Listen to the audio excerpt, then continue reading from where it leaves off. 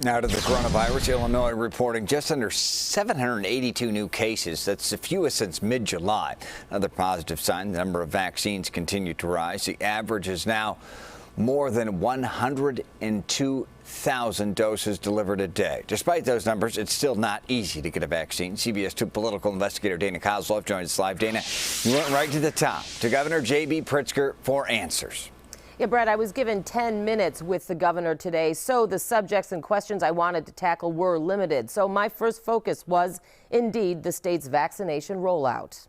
Right this way, folks. 4.1 million COVID vaccination doses administered in Illinois to date, an impressive number. But we're still hearing from dozens of people eligible for a dose now, still desperate to find appointments. Do you feel that the state could have or still could do something to make this process easier? There's a nationwide shortage of vaccine. And so when we know we have an awful lot of demand and a limited supply, it is very difficult to match supply and demand. We've heard Governor J.B. Pritzker say this before, but a supply and demand issue isn't the only vaccine roadblock.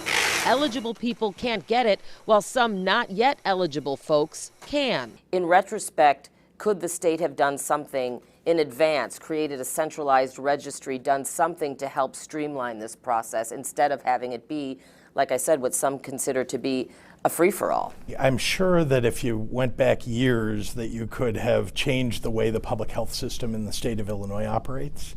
But it's a decentralized public health system. The United Center vaccination site is one example of a good plan gone awry. Initially, it was open to anyone in the state, then later limited to city and Cook County residents.